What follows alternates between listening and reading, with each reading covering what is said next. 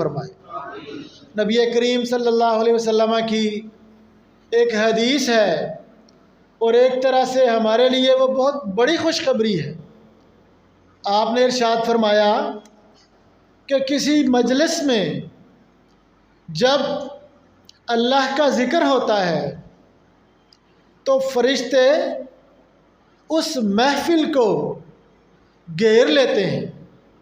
اس گھیرنے سے کیا مراد ہے کہ جیسے جب کوئی پروگرام ہوتا ہے، کوئی بڑا افسر آتا ہے تو اس کے ارد گرد پولیس والے اس کی عزت افزائی کے لیے اور اس کی حوصلہ اور اس کی حفاظت کی غرض سے اس کے ارد گرد ہوتے ہیں، اور مقصد کیا ہوتا ہے؟ پروٹوکول دیا جائے، عزت دی جائے اور اس کے ساتھ ساتھ اس شخص کی حفاظت کی جائے۔ تو جب بھی کہیں بھی کچھ لوگ اللہ کے ذکر کی غرض سے اس طرح اکٹھے ہوتے ہیں تو فرشتے اس محفل کو گھیر لیتے ہیں، اور ان فرشتوں کے گھیرنے کا بھی یہی دو مقصد ہوتے ہیں۔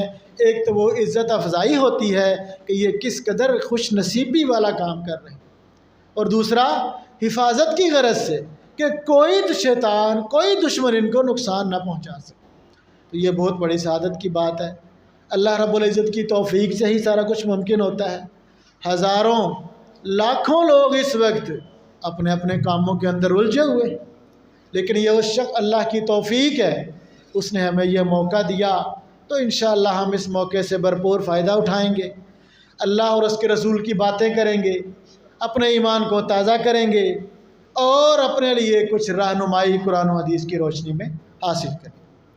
قرآن مجید جیسا کہ ہم سب جانتے ہیں یہ اللہ رب العزت کا وہ آخری پیغام ہے کہ جو آسمانوں سے جبریل امین کے ذریعے نبی کریم صلی اللہ علیہ وسلم پر نازل ہوا، اور یہ پہلا اور آخری وہ کلام ہے کہ جس کی حفاظت اللہ رب العزت نے آج تک خود فرمائی ہے اور قیامت تک کی گارنٹی دی ہے۔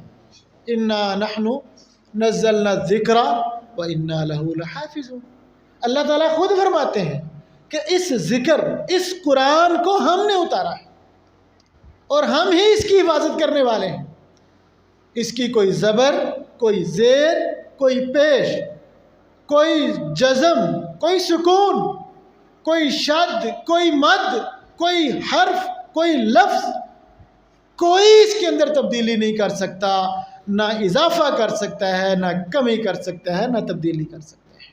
اور یہ آج ہم سب جانتے ہیں کروڑوں لوگوں کو اللہ رب العزت نے یہ سعادت بخشی کہ انہوں نے اس قرآن کو حفظ کیا اور آگے اگلی نسل کو منتقل کیا۔ اربوں خربوں نسخے لکھے ہوئے ہیں، اور کمال یہ ہے کہ اربوں خربوں نسخوں کے اندر ایک بھی چیز کا فرق نہیں۔ یہ اس اللہ رب العزت کی ہمارے اوپر بہت بڑی رحمت ہے کہ اس نے اپنا جو پیغام ہمیں دیا اس کی حفاظت کا بھی انتظام کیا، اور صرف لفظی حفاظت نہیں کی اللہ تعالیٰ نے، اس کے معنی کی بھی حفاظت کی ہے، اس کے مفہوم کی بھی حفاظت کی ہے، اور ہمیں یہ بتلا دیا کہ یہ وہ دنیا کی واحد کتاب ہے کہ جس پر آنکھ بند کر کے عمل کیا جا سکتا ہے۔ کوئی ڈاؤٹ نہیں ہے، کوئی شک نہیں ہے۔ اگر اس میں اللہ نے کوئی واقعہ بیان کیا ہے تو دنیا ادھر کی ادھر ہو سکتی ہے، آسمان زمین ختم ہو سکتے ہیں، ساری دنیا فنا ہو سکتی ہے، لیکن جو اس قرآن میں اللہ نے جو واقعہ بیان کر دیا وہ غلط نہیں ہو سکتا۔ اس کے اندر اللہ رب العزت نے جو خوشخبری دی ہے اپنے ماننے والوں کو وہ کبھی غلط نہیں ہو سکتا۔ جو اللہ نے پیش گوئی فرمائی ہے وہ کبھی غلط نہیں ہو سکتی۔ اس کے اندر جو احکامات دیے ہیں، جو کام کرنے کے حکم دیے ہیں، وہ کبھی ہمارے خلاف نہیں ہو سکتے، اور جن کاموں سے اللہ نے روکا ہے وہ کبھی ہمارے حق میں نہیں ہو سکتے۔ ذالک الکتاب لا ریب فیہ، یہ وہ کتاب ہے اس میں کوئی شک نہیں ہے، کسی قسم کا شک نہیں۔ پتہ نہیں اللہ نے اتاری ہے کہ نہیں، ہو سکتا ہے کسی نے اپنے پاس سے بنا لی ہو، پتہ نہیں، ہو سکتا ہے اس میں جو پچھلے واقعات ہیں وہ تو ٹھیک ہوں، لیکن جو حکم دیے ہیں اللہ نے، یا جو قیامت کے واقعات بیان کیے ہیں، یا جو قبر کے واقعات بیان کیے ہیں، ہو سکتا ہے وہ ٹھیک نہ ہوں۔ تو فرمایا لا ریب فیہ، اس کتاب کا پہلا تعارف کیا ہے؟ لا ریب فیہ، اس میں شک کوئی نہیں، اس میں کوئی شک نہیں۔ تو اس قرآن کے بارے میں کہنے کی حد تک ہمارا یہی عقیدہ ہے کہ اس میں کوئی شک نہیں، لیکن اگر اپنے عمل کی طرف دیکھیں تو پھر وہاں ہمیں کمزوری نظر آتی ہے۔ آج ہم نے اس قرآن مجید کی صرف فضیلت کو نہیں سننا، بلکہ اس کے حقوق اور آداب کو بھی سننا ہے۔ اور کیوں سننا ہے؟ دیکھیں، دو چیزیں، ایک ہے شیشہ آئینہ اور ایک ہوتی ہے اینک۔ اینک اس میں بھی شیشہ ہی ہوتا ہے، لیکن جس کو ہم آئینہ یا شیشہ کہتے ہیں اس میں بھی شیشہ ہوتا ہے، لیکن دونوں میں فرق ہے، دونوں کے استعمال کا فرق ہے، دونوں کا مقصد جو ہے وہ فرق ہے۔ آج جو ہم باتیں کریں گے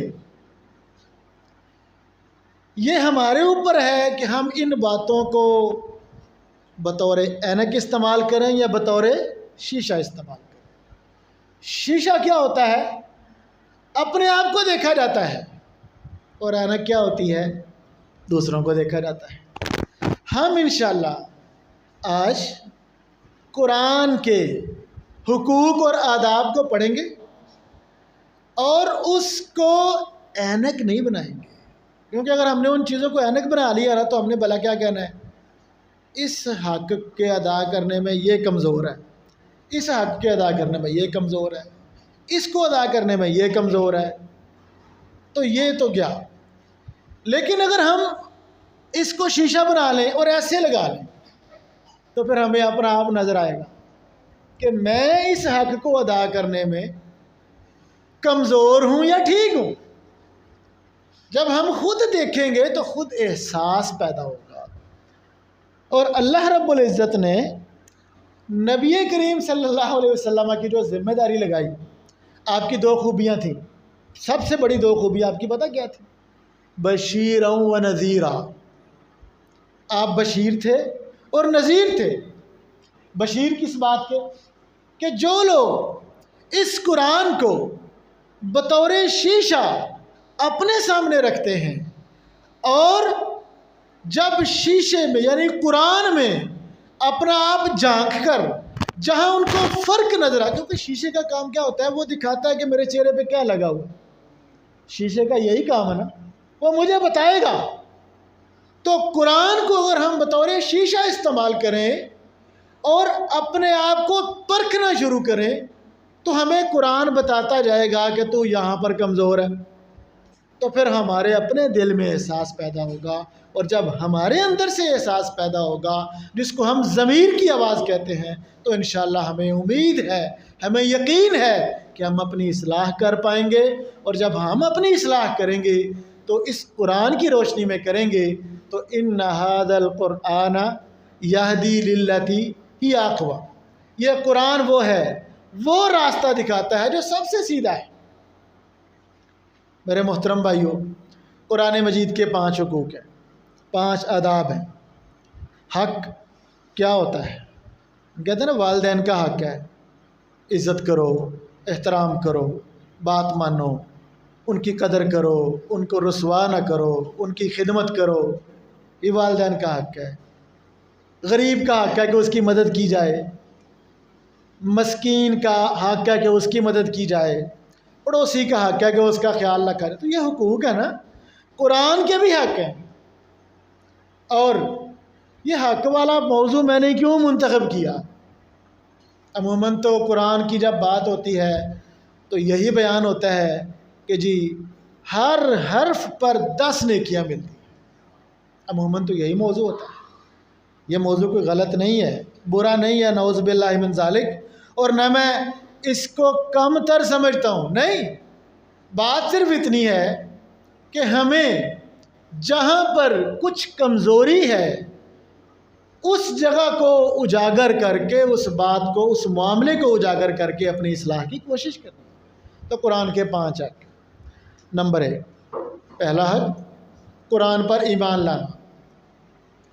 اللہ تعالیٰ اس قرآن کو اتارا ہے تو ہم سب کا پہلا فریضہ یہ بنتا ہے کہ ہم اس قرآن پر ایمان لائیں.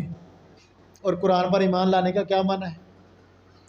کہنے کو تو کہہ دیا قرآن پر ایمان لائیں، اور ہم سب کہیں گے جی ہم لاتے ہیں قرآن پر ایمان، لیکن اس کا مطلب کیا ہے؟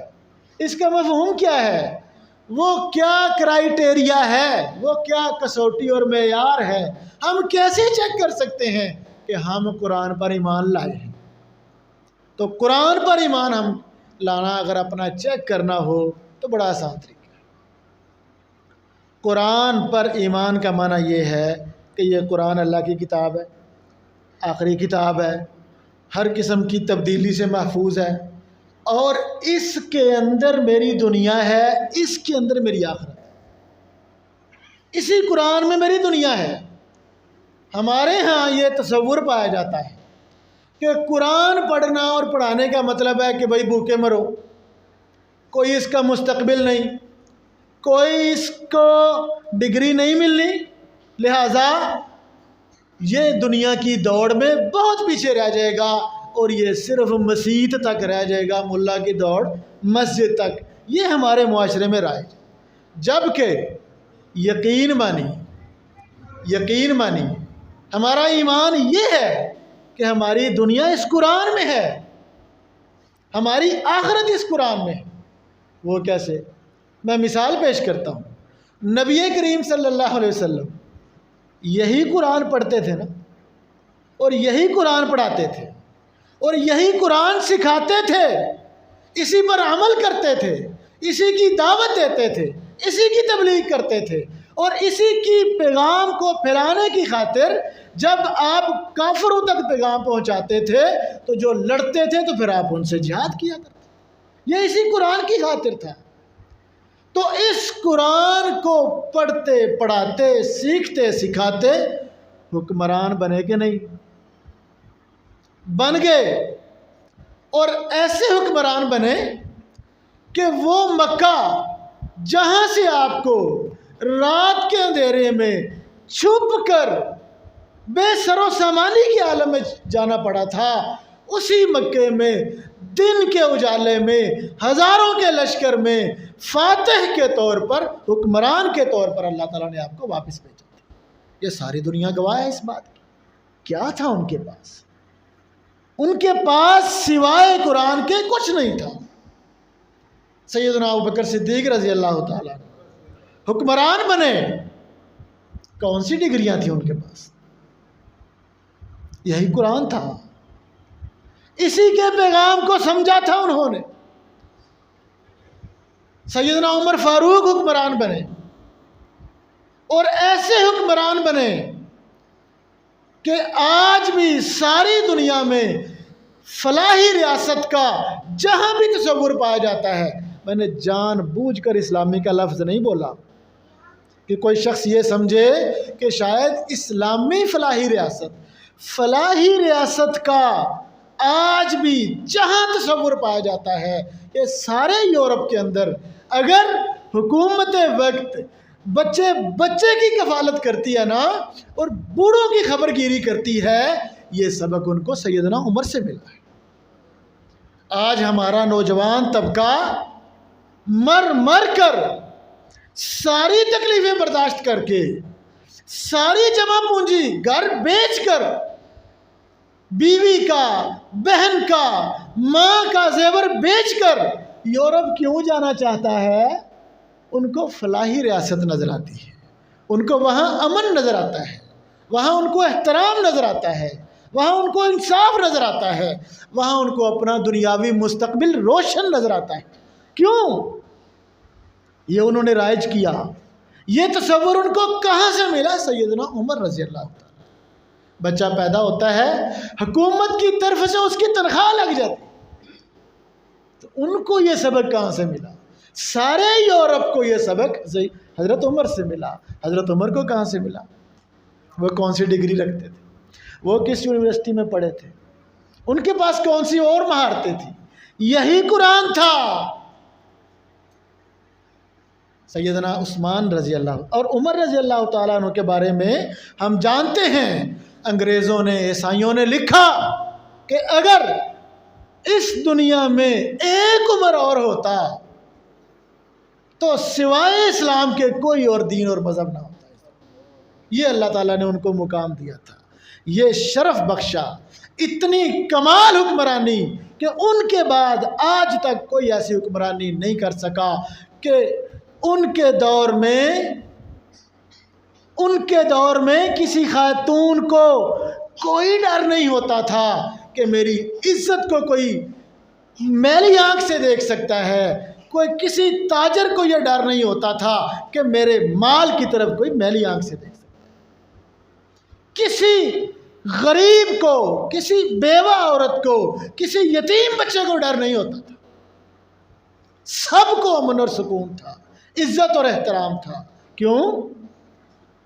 ان کی تربیت قرآن نے کی تھی، انہوں نے قرآن کو پڑھا تھا۔ سیدنا عثمان رضی اللہ تعالیٰ عنہ، سیدنا علی رضی اللہ تعالیٰ عنہ، اور اس کے بعد آنے والی ساری خلافتیں دیکھ لیں، یہ قرآن تھا ان کے پاس، اس کے علاوہ کچھ نہیں تھا۔ اور ایسا کیوں نہ ہوتا؟ ان اللہ یرفع بہذا الکتاب اقواما، اس کتاب کے ذریعے اللہ قوموں کو بلندیاں دیتا ہے۔ تو ایمان لانا پہلی شرط ہے، پہلا ادب ہے، پہلا حق ہے قرآن کا، اور یہ ایمان کہ میری دنیا اس قرآن میں ہے اور میری آخرت اس قرآن میں ہے۔ دوسرا حق کیا ہے؟ اس کو صحیح طریقے سے پڑھنا، پڑھ لینا کافی نہیں، صحیح طریقے سے پڑھنا، اور اس میں عمر کا کوئی مسئلہ نہیں ہے، جس کی جو عمر ہے، جب اللہ سمجھ دے دے، جب دل میں احساس پیدا ہو جائے کہ قرآن اللہ کا کلام ہے اور میرا فرض ہے کہ میں اس کو صحیح طریقے سے پڑھوں، تو پھر بندہ یہ نہیں دیکھتا کہ میری داڑھی سفید ہے، پھر یہ نہیں دیکھتا کہ اب تو میرے پوتے جوان ہو رہے ہیں، پھر یہ نہیں دیکھتا کہ پڑھانے والے تو بالکل ینگ ہیں اور جوان ہیں اور بچے ہیں، مجھے شرم آتی ہے، پھر وہ یہ نہیں دیکھتا۔ حضرت ابوبکر صدیق رضی اللہ تعالیٰ عنہ بوڑھے تھے جب نبی کریم صلی اللہ علیہ وسلم نے اسلام کی اپنی نبوت کا اعلان کیا، تو وہ بڑھاپے کے اندر قرآن بھی سیکھا، حدیث بھی سیکھی، عمل بھی کیا، اس کو پھیلایا بھی، جنگیں بھی لڑی، حکومتیں بھی کی، سارا کچھ بڑھاپے میں کیا۔ تو یہ قرآن عزت ہے، جو اس کو صحیح طرح پڑھتا ہے اللہ کے ہاں اس کا کیا مقام ہے؟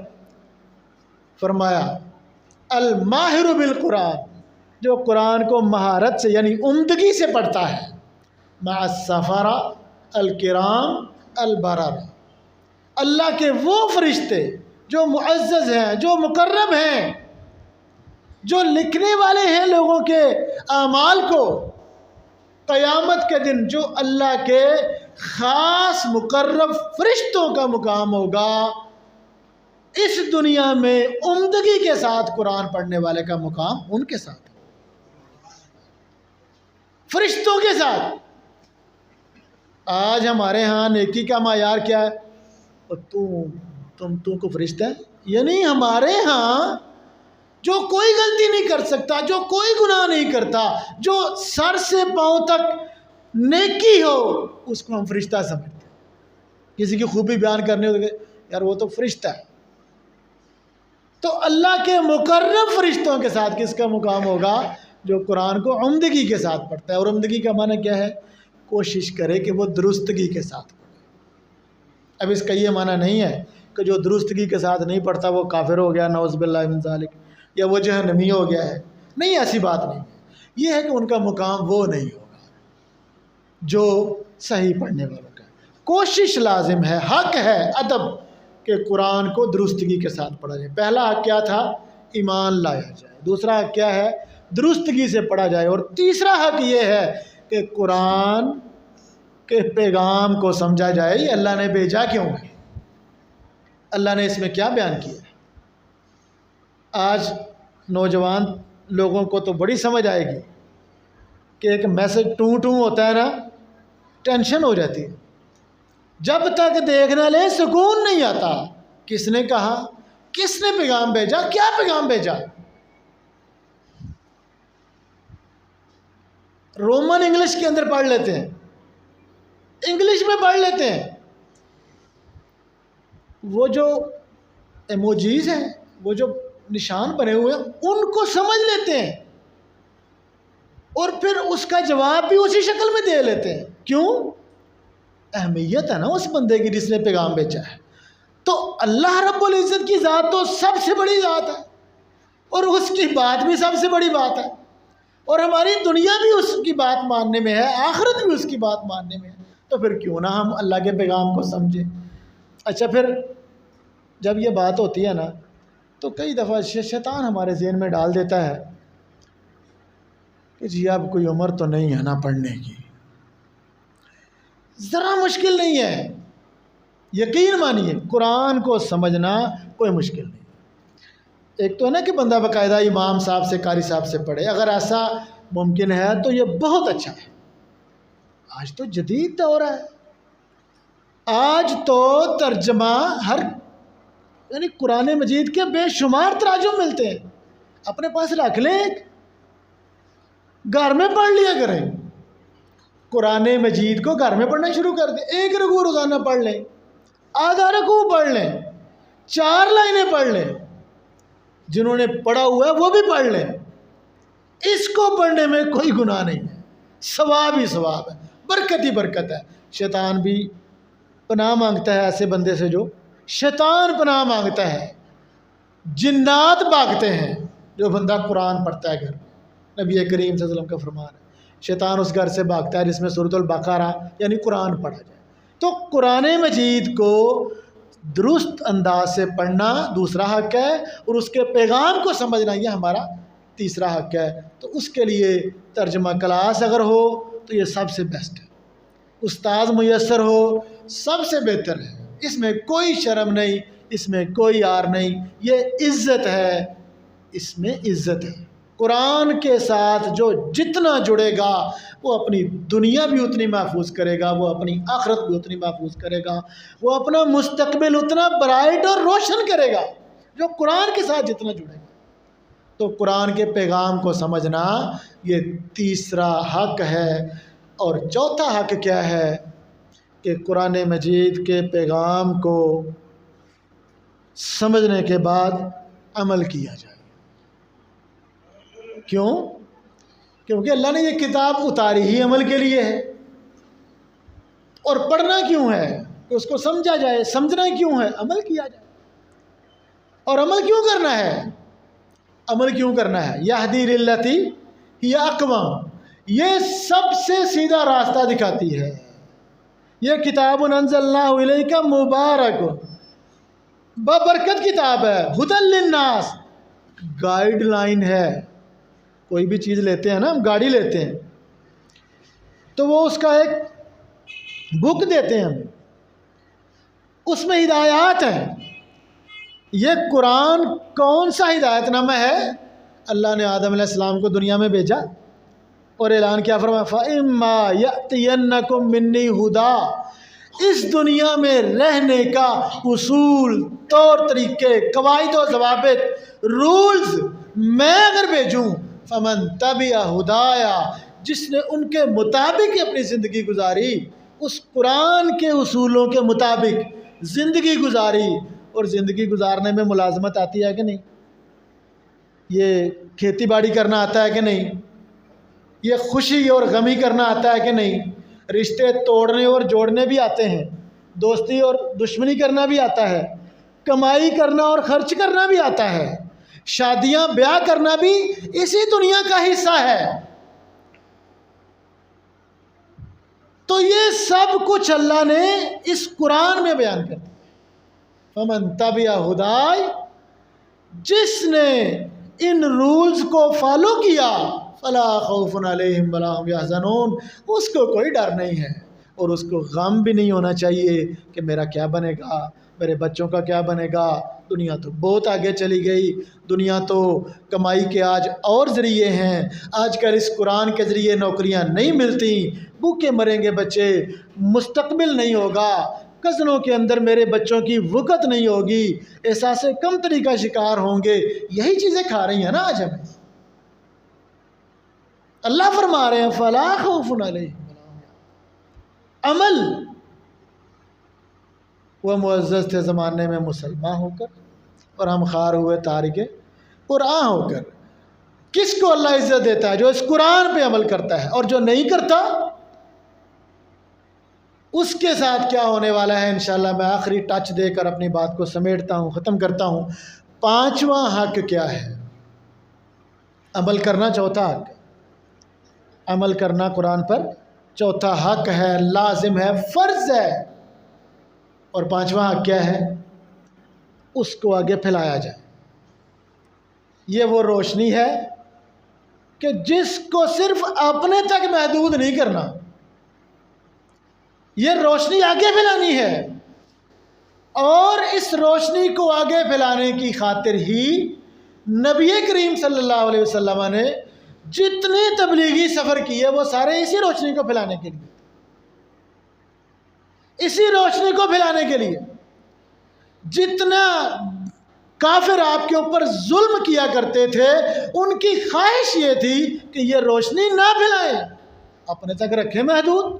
لیکن اللہ کے نبی نے ایسا نہیں کیا، صحابہ نے ایسا نہیں کیا۔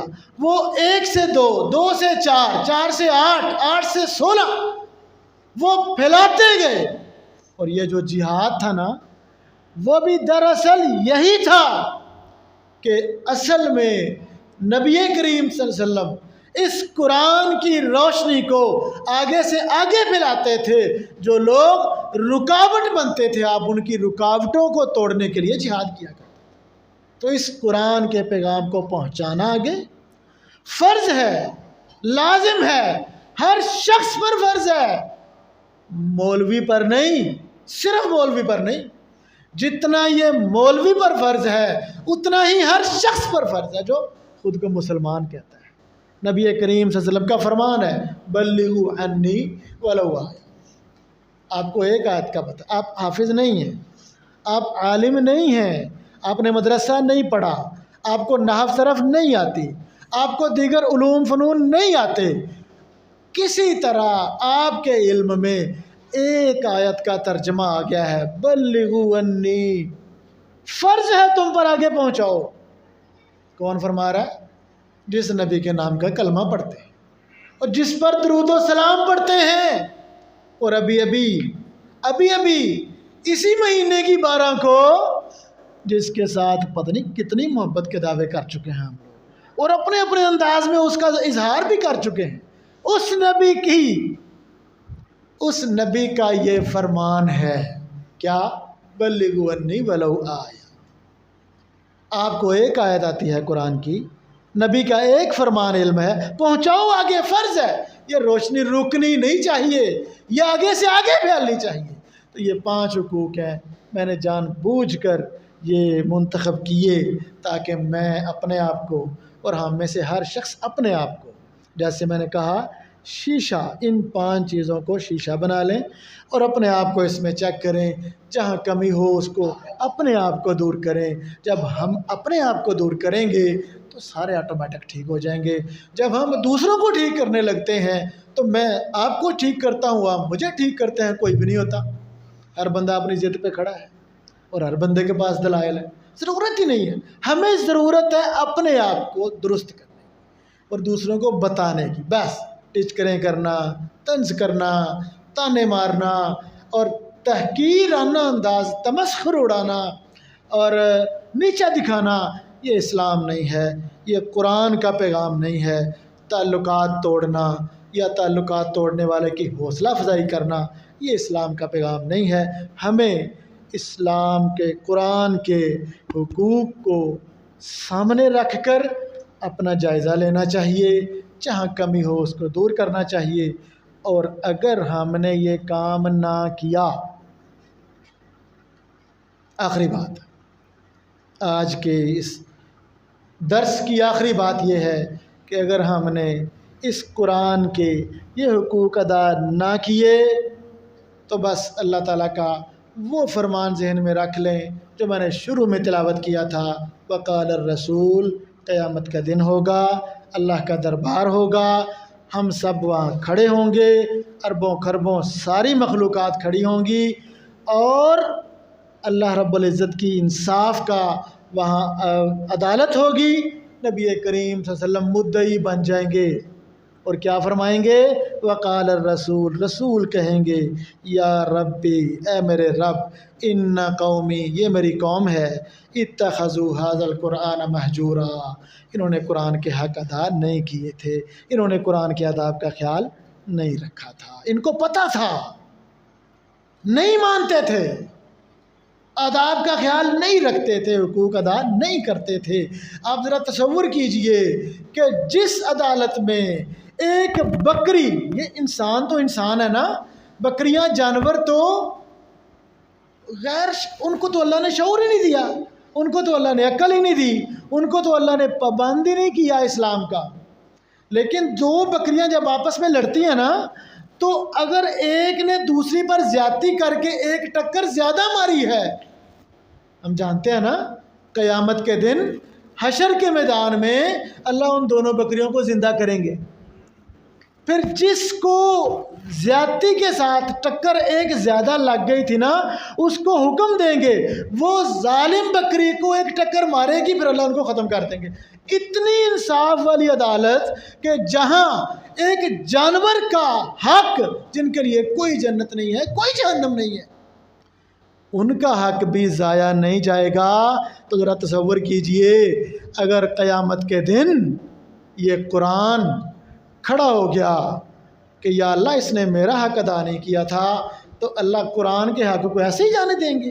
القرآن حجت لک او علیک، یہ آج ہمارے اوپر ہے کہ ہم قرآن کو قیامت کے دن اپنے حق میں وکیل کریں یا اپنے خلاف وکیل کریں۔ بس یہ بات ذہن میں رکھ لیں، قرآن کی بات کو رد نہیں کیا جائے گا، نبی کی بات کو رد نہیں کیا جائے گا۔ یہ 5 حقوق ہیں، ہمیں ان کو سمجھنا ہے، ہمیں عمل کرنا ہے، اپنی اولادوں کو اس کے اوپر لانا ہے۔